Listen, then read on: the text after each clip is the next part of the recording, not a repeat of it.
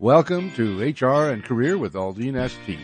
Aldeen is a passionate human resource professional and career coach on a mission to explore and find best practices in HR and career development. Join AldeenST and her guests to explore the complexities of human resources and career development. This is HR and Career with AldeenST. Practices in HR and career development. Join AldeenST and her guests to explore the complexities of human resources and career development. This is HR and Career with AldeenST. Welcome to HR and Career with AldeenST. I am your host, AldeenST, and today I am here with Hacking HR Forum founder, Enrique Rubio. Welcome to the show, Enrique. Woohoo! Thank you. Hello. Yes. Welcome. I finally get to have you on. And Enrique, for our listeners, is a passionate people operations, tech, and innovation, a future of work enthusiast. So I know as we go through the discussion, you're going to hear a lot of that coming out.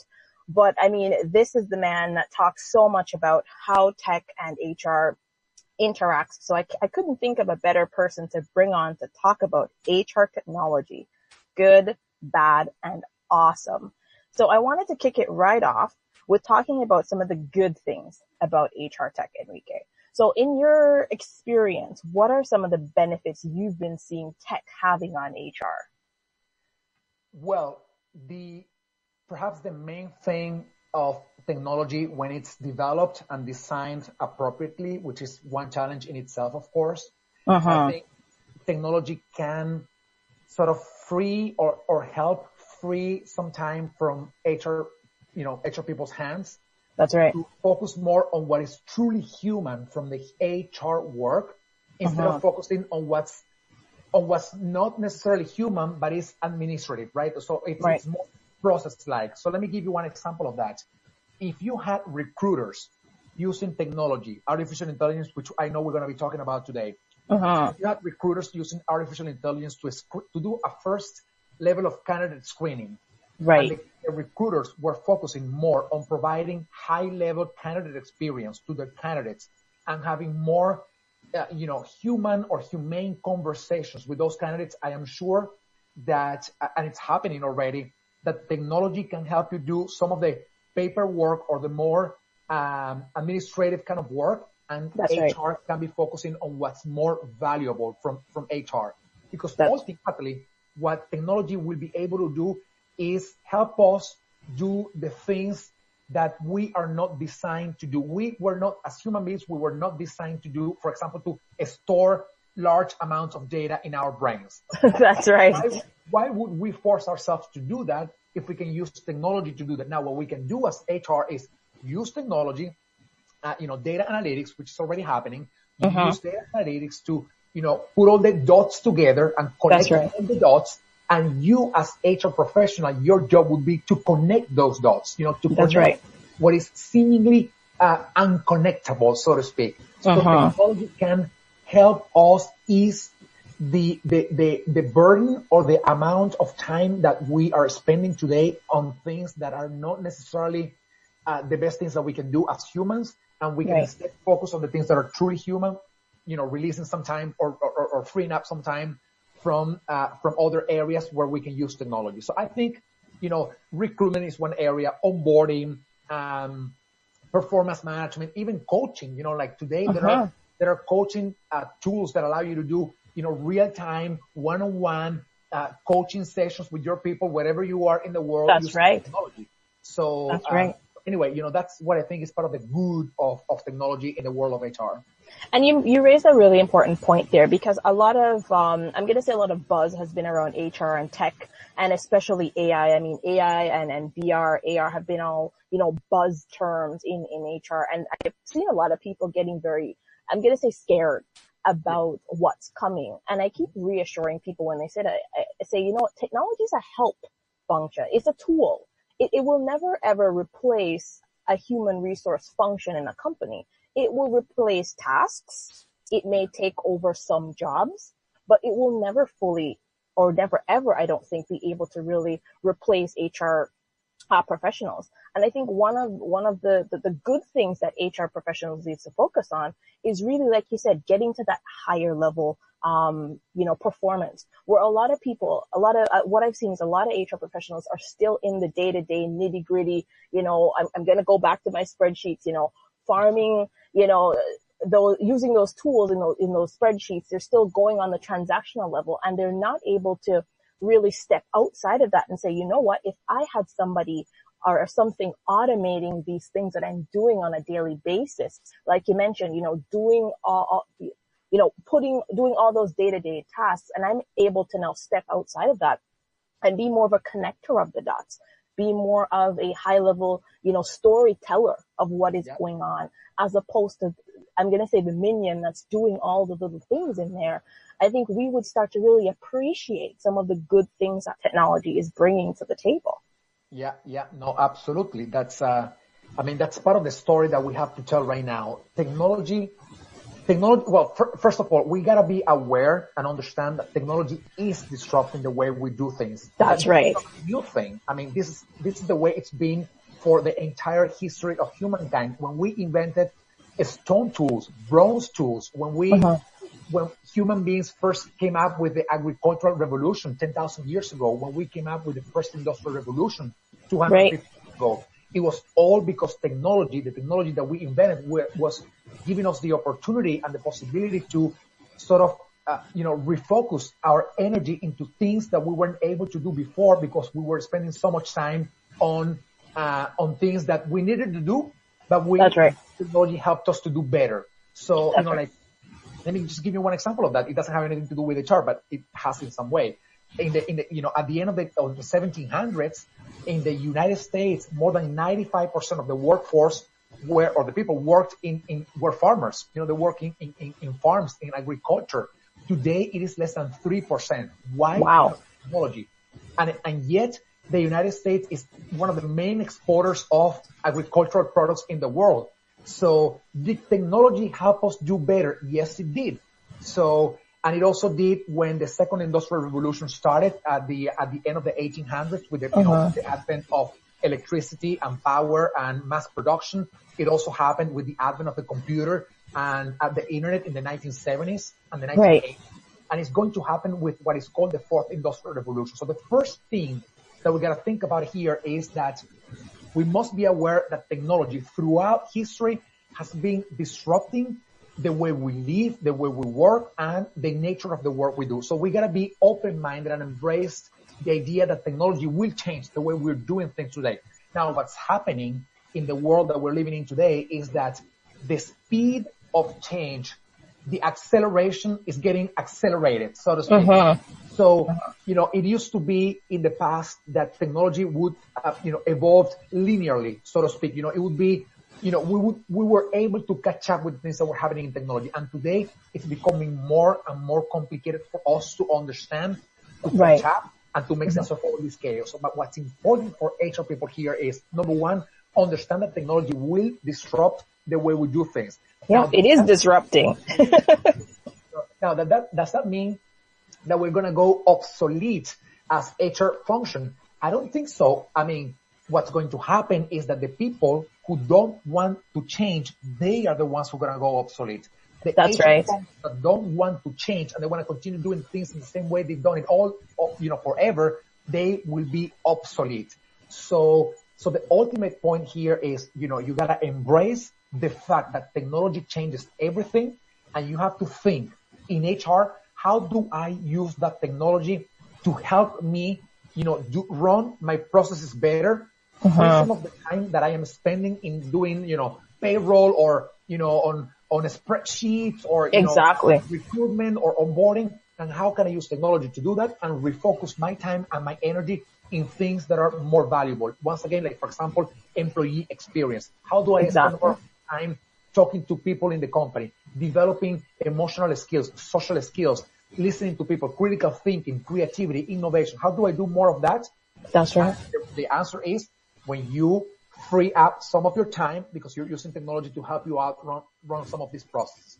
And that's so true. That's so true, Enrique. Because I think one of the major challenges we have as HR professionals is that we we don't like the disruption. HR has always been a function of routine. We are very comfortable doing routine activities, making sure we're following the process, creating new processes, but we have not been, as I'm going to say, as welcoming to disruptions in our day. I mean, if from employee relation issues to, other things that break up the day, we become accustomed to that. So, when an HR person talks about their day being disrupted, they usually mean, day-to-day activities and employee situation, a health and safety situation. But you talk about now in the last couple of years, how technology has really disrupted. It's really been a disruption of what we do on a daily basis. And I think a lot of people, apart from rejecting the change because they don't want to change, it's that, again, they feel that they're going to be displaced, but also I think it's because they do not understand what the change means for them on the positive side. So a lot of people think technology and all they think is it's going to be negative, it's going to cost a lot, all the negative things that are associated with it, but they're not really focusing on, like you said, those positive things that the technology is coming in to do, to free up your time, to make your processes more efficient, to help you focus on that internal customer experience. And we're going to touch that in a little bit. But I wanted to talk about, we've touched on it a little bit so far. What are some of the areas that you think we can get a quick ROI on? Because I find colleagues of mine, one of the most difficult points, once they've gotten to the point of getting the buy-in or getting the ear of senior management to talk about the technology, infusing it into a process, the next thing they have a struggle with is, how do I justify that? Mm-hmm. So what are some of the areas that you would say are most effective or show the quickest, ROI on technology? Oh, recruitment, without a doubt, would be for sure. Without a doubt, one of the main areas today. And I apologize just giving the example of the United States, but it's a market that I am familiar with. It's okay. I live here. So, but there are more job openings today in the United States than people looking for jobs. And that, of course, is a big problem. Mm-hmm. And it's a big problem for many reasons. One, you got to fill your positions as soon as possible because you need people, taking over the role that you need them to be doing. So technology can definitely bring, quick wins to the recruitment component, to the recruitment area by tapping into larger networks of or larger candidate pools by using, for example, social media. This is something that I'm developing today for the Latin American region. We are developing a social media talent hunter, so to speak. And what we're doing with it is we are getting into Twitter, LinkedIn, and Instagram, GitHub and things like that to tap into candidate markets that are normally or not necessarily engaged into active, job search, correct? So technology today can help us tap into, proactively into the passive market. Right. And, that's something that LinkedIn is doing, but, we're doing it a little bit different using social media as well. But, in recruitment, I think is one of the areas where you can see quick and high ROI because it is investing in something that you can actually, whose result you can actually measure. So for example, you can say, how much faster we are bringing candidates on board. That's right. How many more candidates are we tapping into, or, what's the size of the candidate pool that we have right now thanks to using technology? So those are some of the components, some of the things that are possible and that we are seeing today. Of course, one thing that happens is that, that's one of the things that I don't know if would be perhaps some of the topic of this conversation, and it is, it's not enough to recruit, to bring people on board. You also have to keep them in the company. Right. The retention. Yeah. So we get into that performance management, some of those tools. Yeah. So now, and retention. And I just want to add one thing in there. Today, it is absolutely possible using chatbots and artificial intelligence to personalize the kind of services that you offer your people. So let me give you one example of that. And I'm going to be a little selfish and I'm going to talk about my own, my own life, right? So, sure. Am I thinking today about my retirement, 50 or 60 years down the road. No, I'm probably going to live, our generation, we're probably going to live until we are 120 years. I don't know. That's right. So maybe we're going to be working for the next, I'm almost 40 years old now. So I'm probably going to be working for 80 more years. So am I thinking about my retirement today? So maybe not. I'm thinking about different things. So compensation and, benefits plans can be personalized to what I need. And they can be personalized to what you need and to what our listeners need. That's so how right. can you do that on a cheap and achievable, feasible basis? You can use technology to do that. So That's when right. you start personalizing using technology, your compensation, rewards, and benefit plans, then you have the opportunity to keep your people for longer. I mean, your people don't leave because they don't like because they just want to leave. Your people leave because they are not being treated well, or because they don't have enough opportunities, or because they get a better opportunity somewhere else. That's right. How do you understand them using technology in order to retain them? So it is on the one hand, recruitment using technology, and on the other hand, it is using technology as well, especially artificial intelligence, which can give you a lot of information and can organize a lot of data to understand how your people really operate and what is it that they really want, so that you can really target their needs. And believe me, I love the mountains, for example. So if I was to work in a company and they were to tell me, your compensation plan would include every year a couple of trips to, the Himalayas in Nepal, I will be like, I'm going to work for you forever. So, you know what I mean? You can do that with technology. That's right. Those are two, basic areas where you can see immediate ROI. And these, on top of all that I just said, these two areas are not even expensive to implement because there are a number of solutions out there. They are getting cheaper. They are getting faster, more intelligent. And, it's just about more accessible. More accessible. Yeah. Right. Perfect. Well, Enrique, I'm going to take our first break for our listeners here, and we'll be right back. All righty.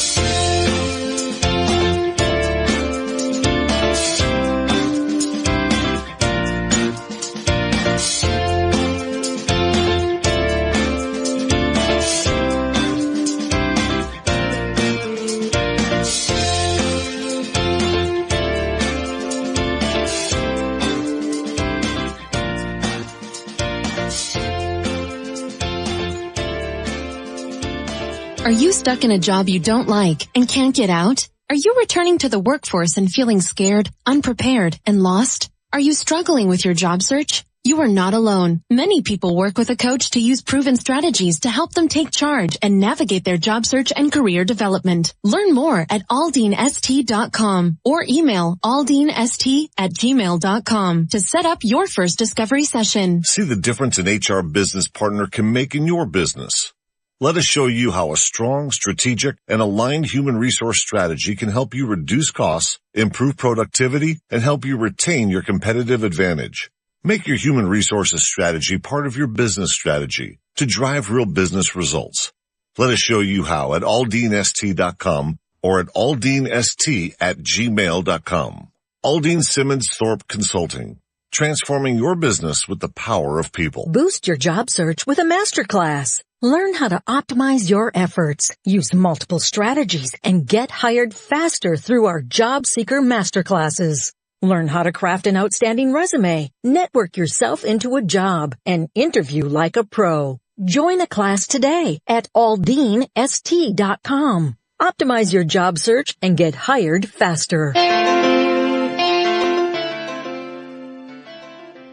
Welcome back to HR and Career with AldeenST. I'm your host, AldeenST, and I am talking to Hacking HR's founder, Enrique Rubio, and today we're talking about HR technology.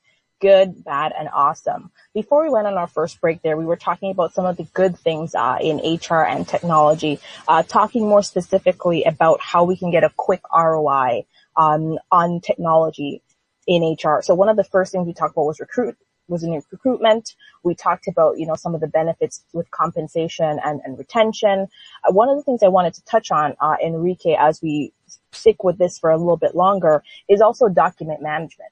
And a lot of that around HR has been for compliance reasons, for maintaining, I'm going to say proper internal, documentation. And one of the things that technology has really done for that is really helped us to automate almost the entire process.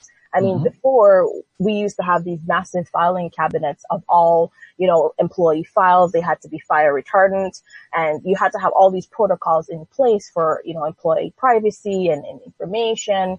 But now we've revolutionized that with where you can now onboard the employee completely paper-free online and have a secure process, and protocol in place that manages that information. So, I mean, there's so many different things and that again has a quick ROI, right? So you're talking about being able to have quick, lookup, for example, on, employee information, contract information, previous performance, management records, especially when you do transfers of employees within the organization, you've got lots of visibility. Is there any other area that you can think of at this point, Enrique, that would provide that quick ROI? You know what's funny is that, for document management, you may think, let me give you the example of smaller companies. You don't even have to make large investments of money. No. Because there are so many tools out there today that provide you, they are like sort of a software as a service, and they provide you what you need in the amount that you need, and you only pay for what you need. Let me give you just a couple of examples, and this is not AI, this is nothing too smart, like Dropbox, for example. Exactly. You can basically buy, thousands of terabytes of information, of storage on Dropbox, and you can put up all your stuff in there in the cloud, as secure or even more secure than in your own servers. And you don't have to invest large amounts of money to do that.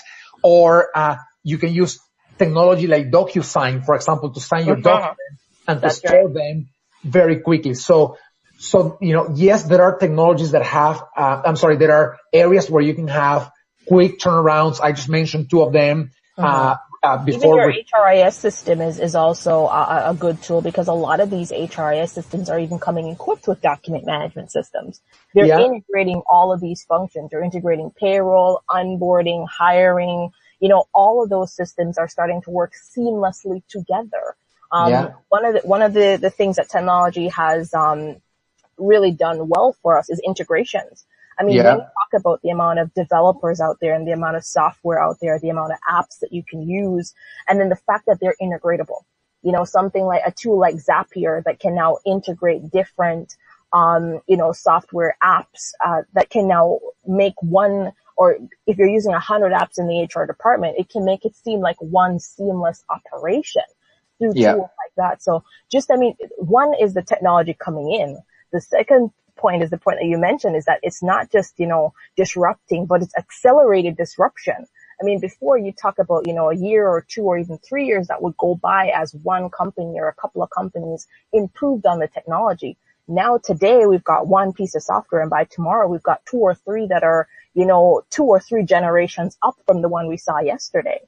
So, there are lots of options, low cost options, as well as, I'm going to say more capital intensive options to achieve similar goals, but there definitely are lots of options, depending on which areas of HR you want to tackle first. No, that's something that definitely is happening today. You have so many options, depending on your size, depending on your operation, depending on your industry. Preference. There are so many options out there.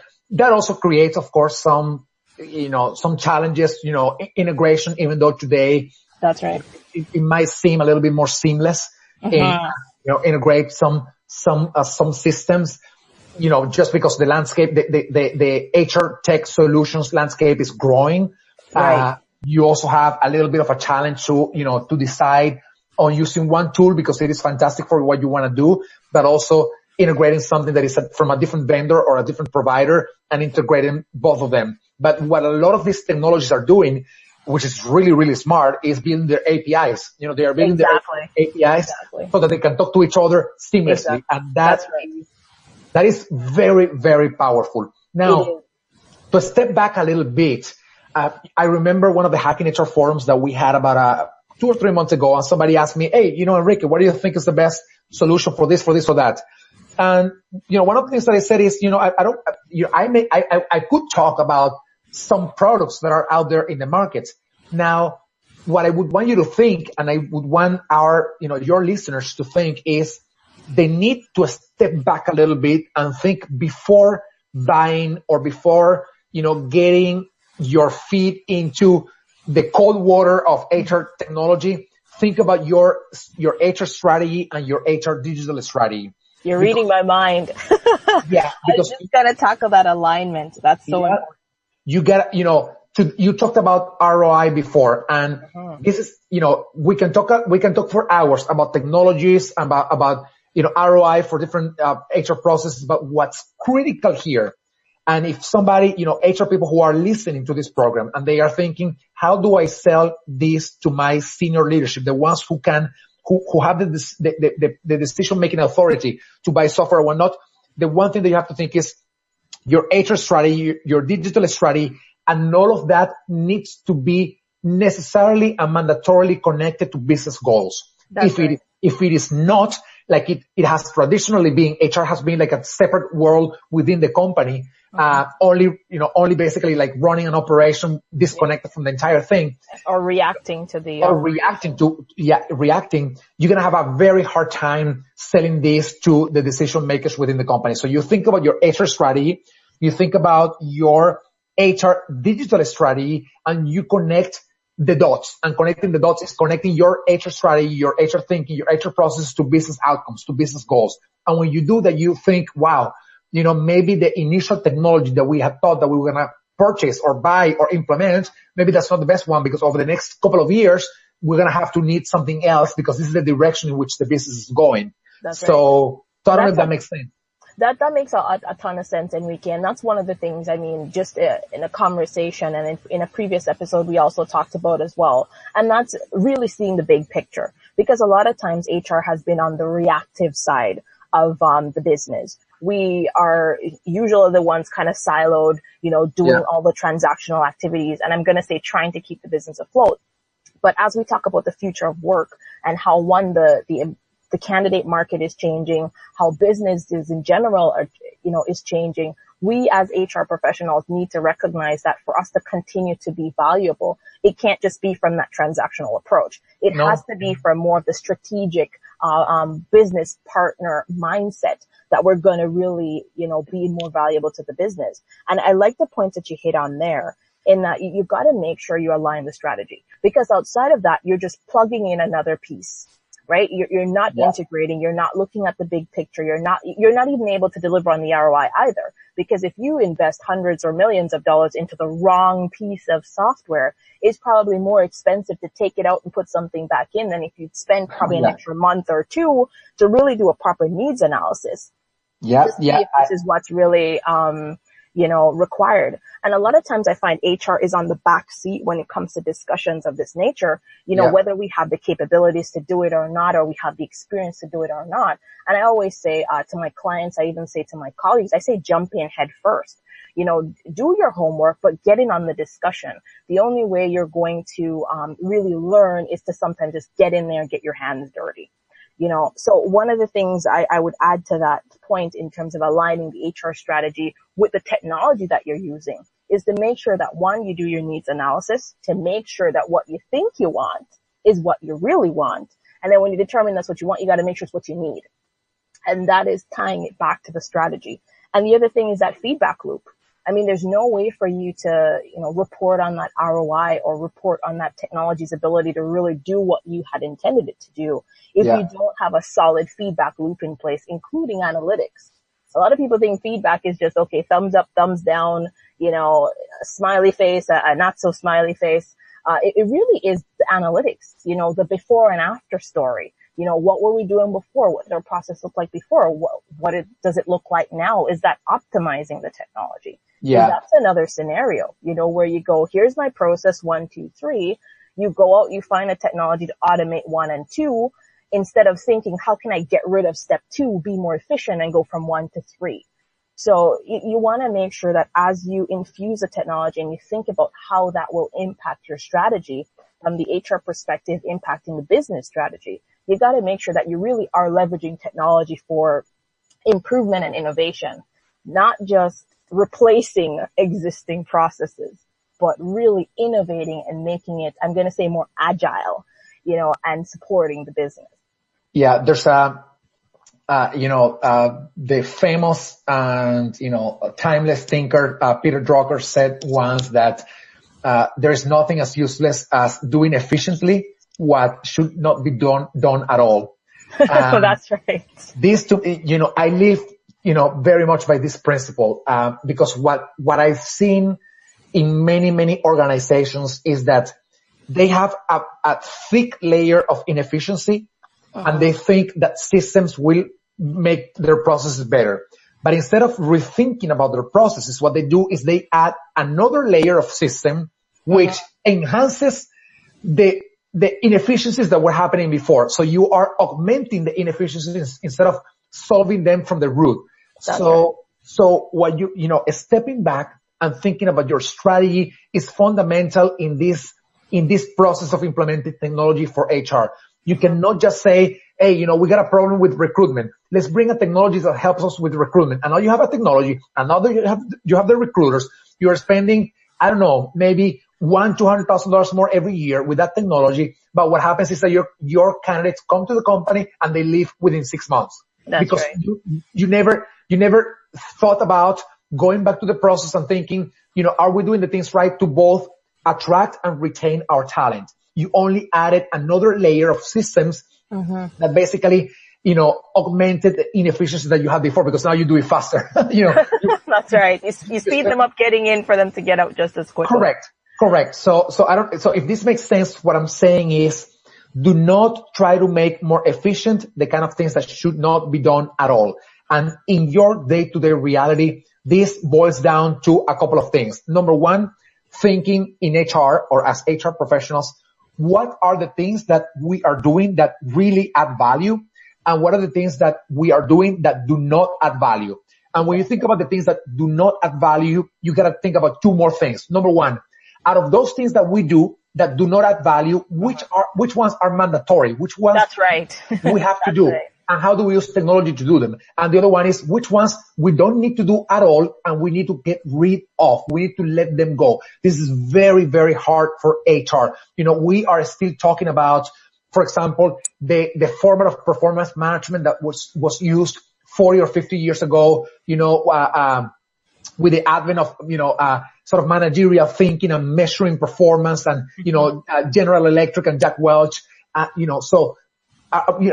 do we need to get rid of the format that we're using for performance management? Yeah. I mean, that's hard because it means that we in HR maybe have to either come up with something different or, finally say, we've done this wrong for a very long time.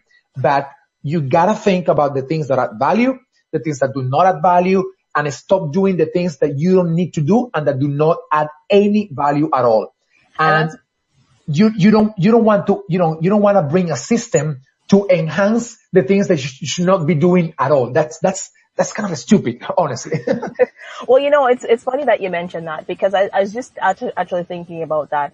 And what I wanted to add to that is that's probably one of the reasons why a lot of HR professionals are so resistant to the change. Because I find a lot of, HR departments are still not adding any value.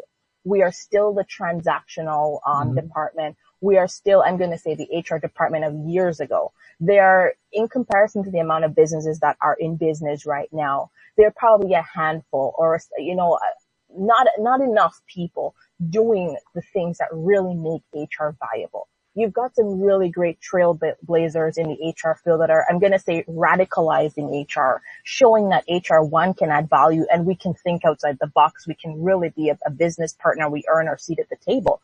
And then you have the other side of HR professionals that are literally hanging on to the office, with your filing cabinets and your boxes of files saying, this is the way that we need to do it. We're sure we can, manage the system. And I think a lot of it is because of that very, thing that you just mentioned. We're not embracing how technology can make the processes better. We're really just, pasting on for those that actually do muster up the courage to do or implement any technology. We're really just tacking it on. And I mean, you had a really great example there with the recruitment process. If we just recruit them faster to let them off sooner, we're really not making the process, efficient. Or, well, maybe it's efficient, but not effective. So we really need to think of the entire process that we're impacting. And I find that's another challenge I've even seen with clients too. They go, okay, we're going to improve the recruitment process. That's great. But what comes after? What about the onboarding? Have we thought about that? What about the talent management and development? Have we thought about that process as well? What is the ripple effect of putting this piece of technology in? How is it going to then create either problems or opportunities for the organization after? And I find it's when you start to ask those questions, you really get to see the magnitude and the value that the technology can bring to the organization. When you think of it more siloed, yes, it may be easy to calculate your ROI and say, okay, I put in an ATS system. It now eliminates one recruiter.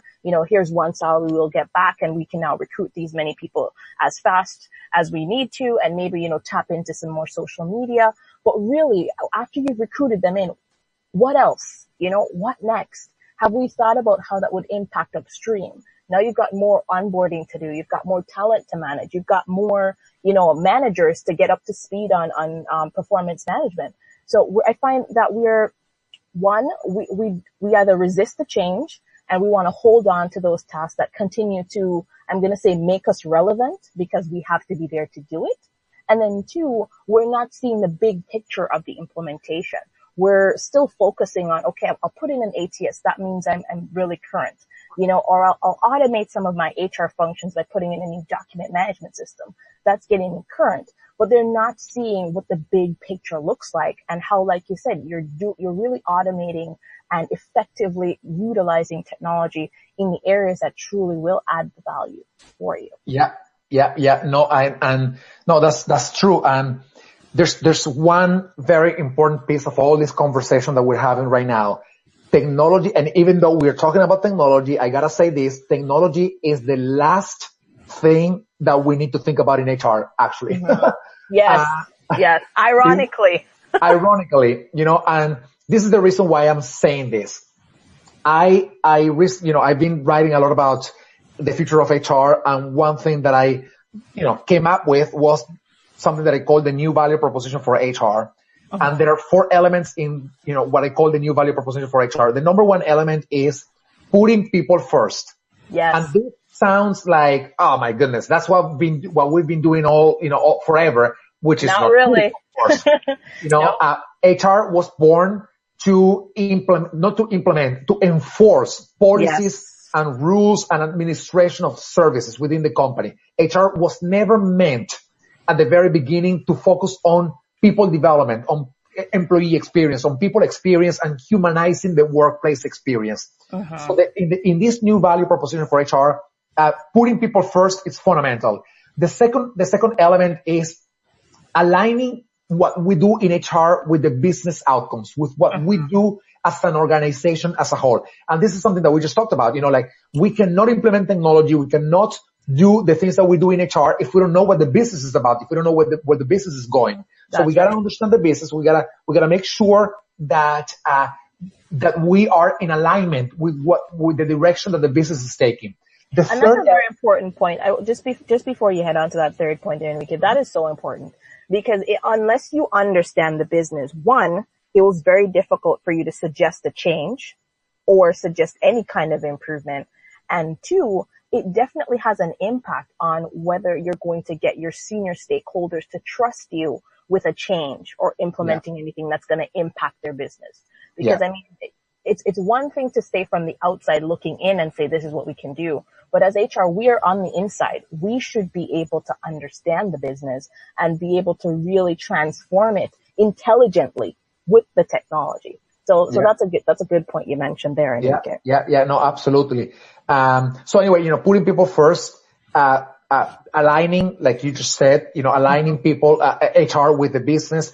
The number 3 or the third element is focusing on becoming more agile. And this is very critical because agile or agility is not a process. It is a mindset. And we in HR, and I'm sorry, I love the work of HR. And when I say the work of HR, the potential work of HR, and I love working with people, but we in HR do not necessarily have an agile mindset. And an agile mindset means a number of things. One of them basically is making things simpler, faster to innovate with or on, faster to iterate, faster to get feedback, putting them out there, experimenting with them and whatnot. So the third thing is agility. And then the fourth element of these 4 elements of the employee of the new value proposition for HR is technology. And it's leveraging on technology. But we cannot leverage on technology if we don't put people first, if we don't understand what the business is about, and if we don't go agile in our HR processes. So technology is the very, very last piece. We got to think about these other 3 things before getting into tech. And I definitely agree with that, because one of the things I've always advocated, even, with working with people and even my colleagues, I always say, we've got to think more service orientation. I've always described HR whenever I get an opportunity to describe what HR is. I talk about the service orientation.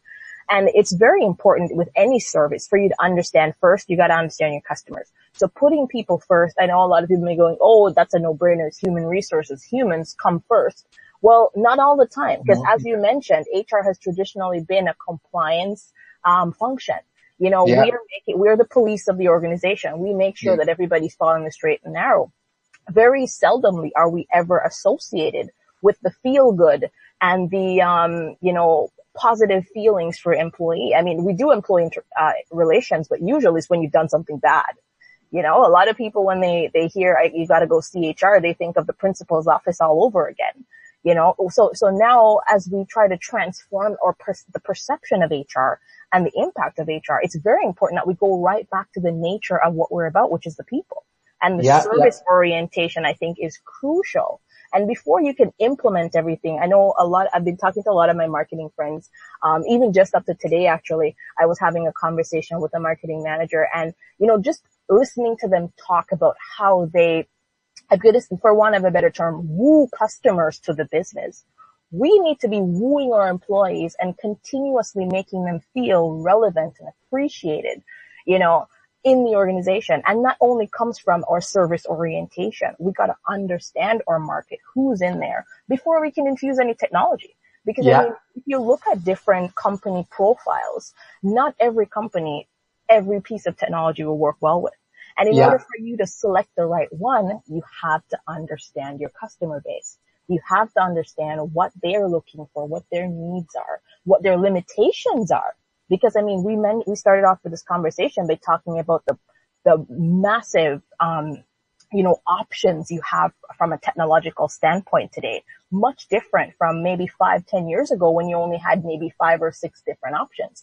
Now you've got, lots of tech innovators in this space focusing on HR and employee experience. So now we can pretty much get something customized to our environment. So it's very important that we go back to that service orientation and focus on the people before we focus on the tech. Oh, absolutely. If we do not focus on the people, we're not doing anything. No. As simple as that. And I wrote an article about, it was a few months ago, actually.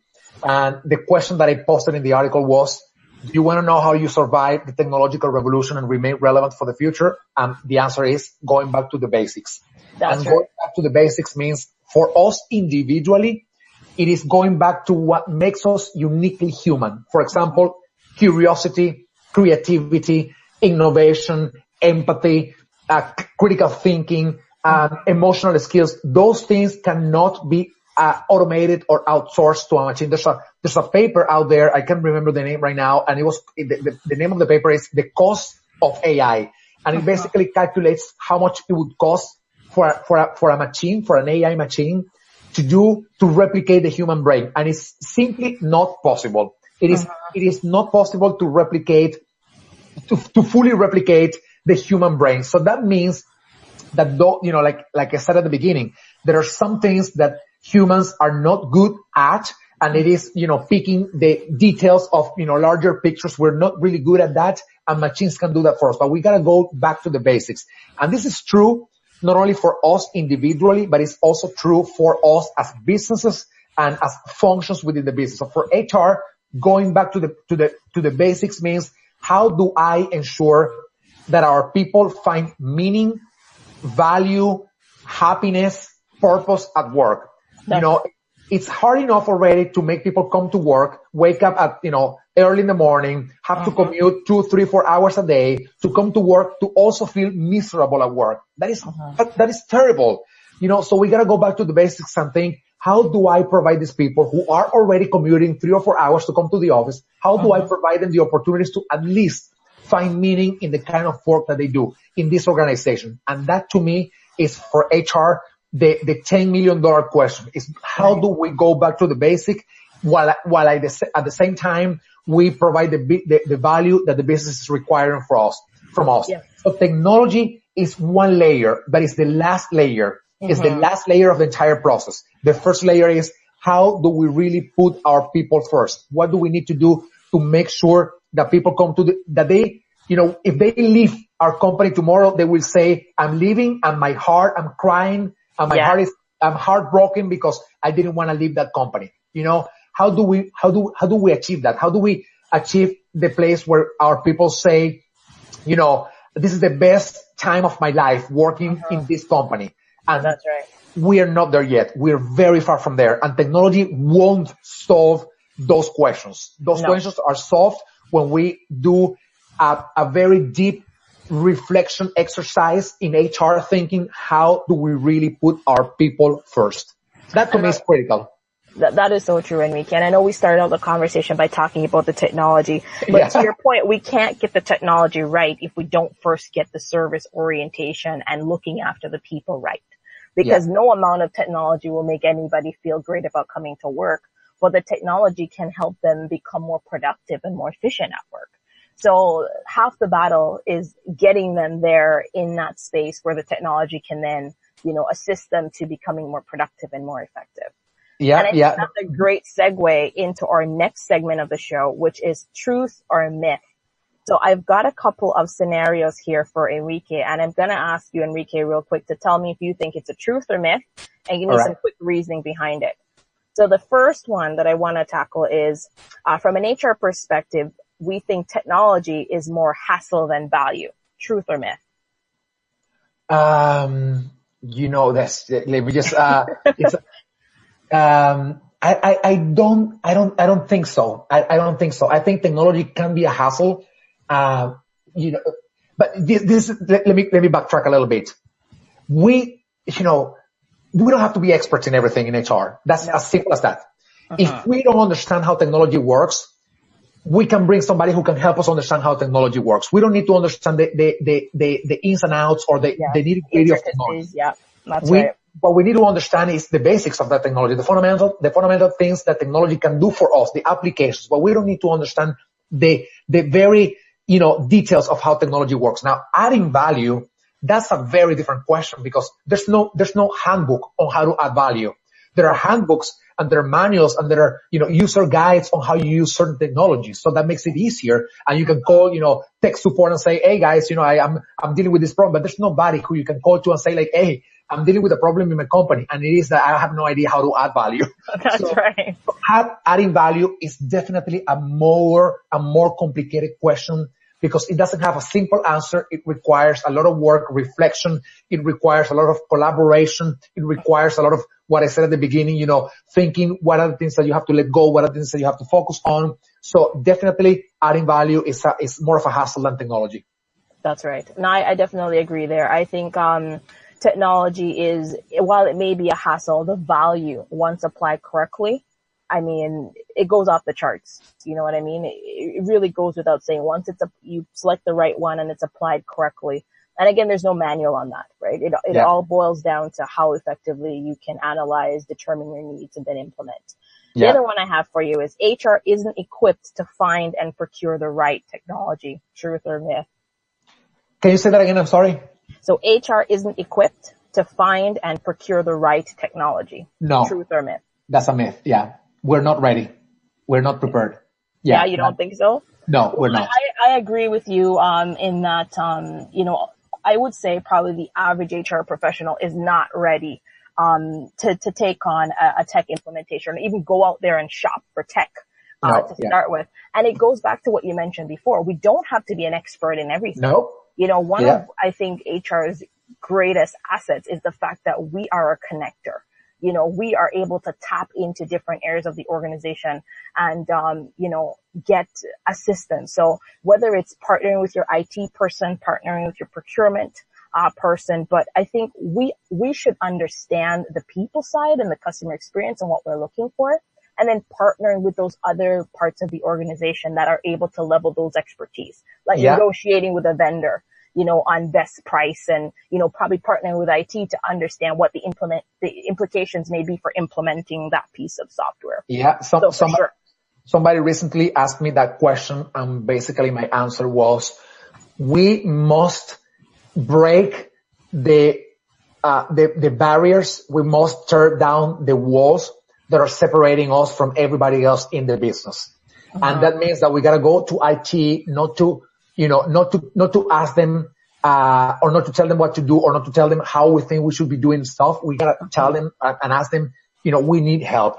And we need help because we are dealing with, employee experience problems, and we know that there are these systems out there. How can you help us understand what these systems are about and what they can do for us and for our organization? So we must understand two things in HR. Number one, we do not need to do everything ourselves. We don't have to know about everything. It's okay to not know about everything.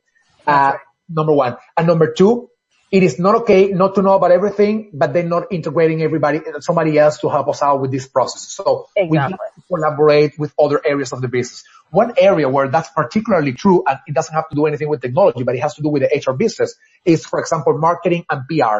We in HR, or most people in HR, have no idea at all about how to do proper marketing and proper employee branding or proper corporate branding and, branding of the company and whatnot. So because we don't know about that, we have a very hard time attracting great talent. So how do we solve that? We go to the sales guys, we go to the marketing guys, we go to the PR guys, and we tell them, hey, you know what? The best way to sell our company is by, doing, good employee branding, good corporate branding, good, doing good, PR, marketing strategies. And because we don't know about that, we need you to work with us on solving these issues that we have to attract great talent. So at the end of the day, the answer is we don't need to have all the answers. We just have to make sure that we bring on board the right people to help us out come up with the best answers. But we don't have to have them, the right answers from the onset. Neither do we need to know what potentially the answers could be, because those are not perhaps our areas of expertise. It is okay to bring some of the people on board. It is okay to say, I don't know, let's bring on board the people who do know about this and let's work together. Because at the end of the day, it's for the sake of our organization. We are not two separate units within a company. We are just one company.